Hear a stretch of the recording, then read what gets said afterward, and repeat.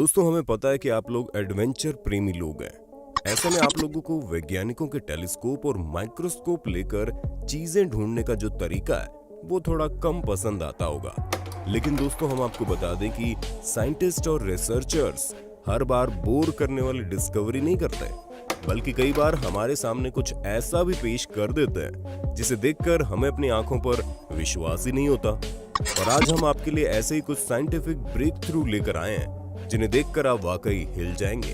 तो दोस्तों, इंसानों के मरने के बाद वापस से जिंदा होने से लेकर डायनासोर्स के अंत तक की इनोवेटिव डिस्कवरीज आपको इसी वीडियो में देखने को मिलेगी, इसलिए इस वीडियो से बिल्कुल चिपक कर बैठ जाइए। 3D printed food.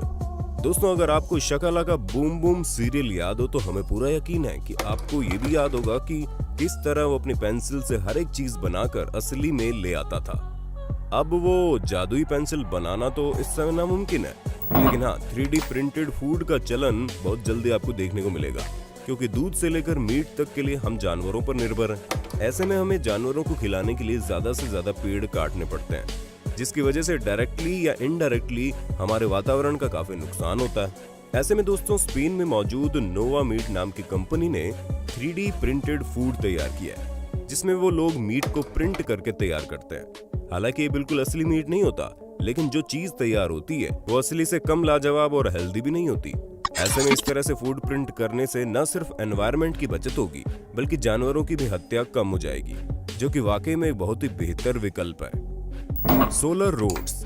दोस्तों, जिस हिसाब से हम लोग नेचुरल रिसोर्स को बर्बाद कर रहे हैं, उस हिसाब से तो हम वाकई में बहुत बेवकूफी का काम करते हैं। लेकिन अब चीजें थोड़ी थोड़ी बदल रही है, क्योंकि लोग न सिर्फ अपने घरों के ऊपर सोलर पैनल लगा रहे हैं, बल्कि अब तो सोलर रोड लगने की व्यवस्था भी आ रही है। जहां सबसे पहले फ्रांस में 2019 को इस तरह की सोलर रोड तैयार की गई और उसका प्रॉपर टेस्ट भी हो चुका है। ऐसे में अगर ये चीज बढ़िया चलती है तो आप खुद ही सोचिए दुनिया भर में कितनी सारी रोड मौजूद है और सभी की सभी सोलर पैनल से लैस हो जाएंगी, तो कितनी ज्यादा इलेक्ट्रिसिटी जनरेट हो सकती है। ऐसे में इलेक्ट्रिसिटी के दाम कम होने के साथ साथ नेचुरल रिसोर्सेज का भी भरपूर इस्तेमाल हो जाएगा, जो कि हम इंसानों के लिए वाकई में लाजवाब है।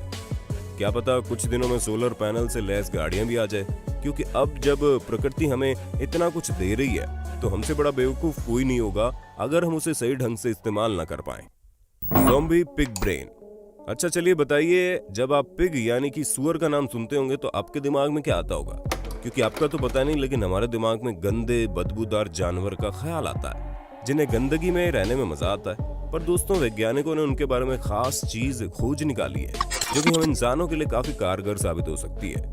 जी हाँ दोस्तों, हम आपको बता दें कि जब एक पिग मर गया तो उसके ऊपर रिसर्च की गई, जहाँ उसके ब्रेन में एक ऐसा इंजेक्शन लगाया गया कि उसके मरने के बाद उस पिग का दिमाग चल रहा था। हाँ, बॉडी के बाकी हिस्से काम नहीं कर रहे थे, लेकिन दिमाग ब्लड सर्कुलेशन से लेकर चीजों को याद करने तक का हर काम कर रहा था। ऐसे में साबित होता है कि अगर इस टेक्नोलॉजी को और बेहतर बनाया जाए तो एक वक्त ऐसा भी आएगा कि हम इंसानों के मरने के बाद भी जिंदा रह सकते हैं, जो कि वाकई में हैरान करने वाली चीज है। पोस्ट इम्पैक्ट डिनोज। आपके दिमाग में कई तरह के सवाल चलते होंगे, जिसमें से एक सवाल ये भी होगा कि इतने सालों तक इस पृथ्वी पर राज करने वाले डायनासोर्स आखिर एक उल्कापिंड यानी कि एस्टेरॉयड के गिरने से कैसे मर सकते हैं।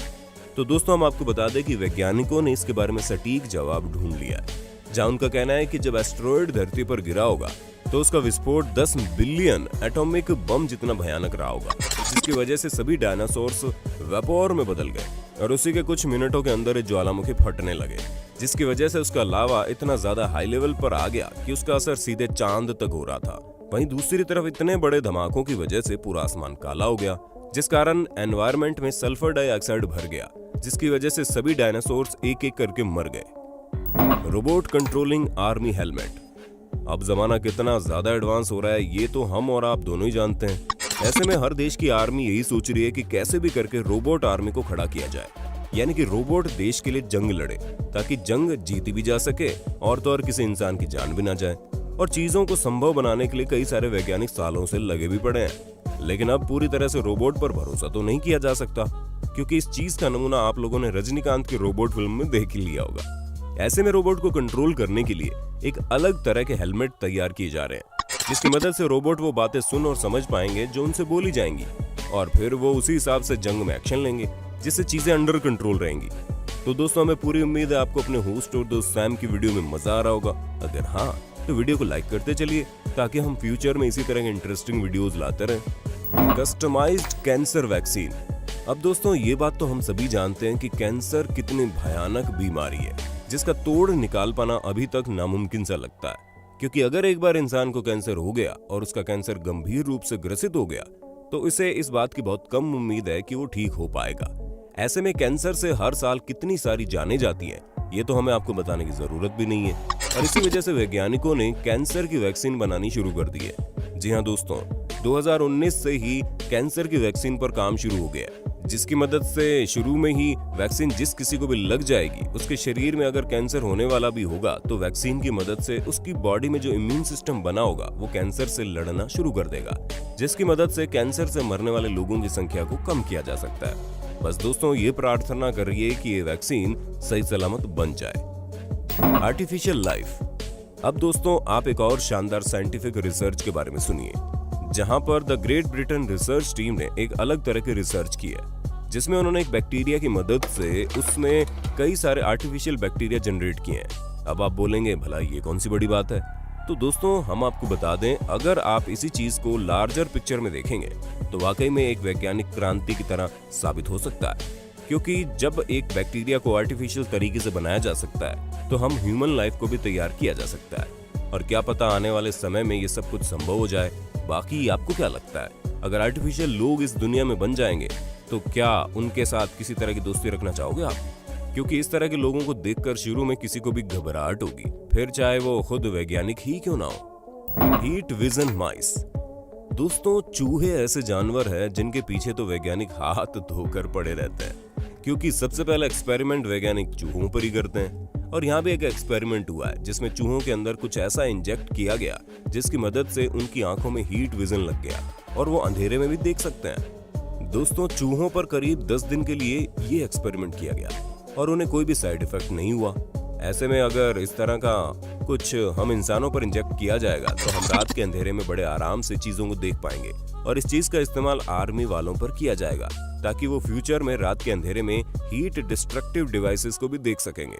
The universe first molecule. इस समय तो हमें बहुत सारे मॉलिक्यूल्स के बारे में पता है, लेकिन क्या आप ये जानते हैं कि इस दुनिया का सबसे पहला मॉलिक्यूल कौन सा था?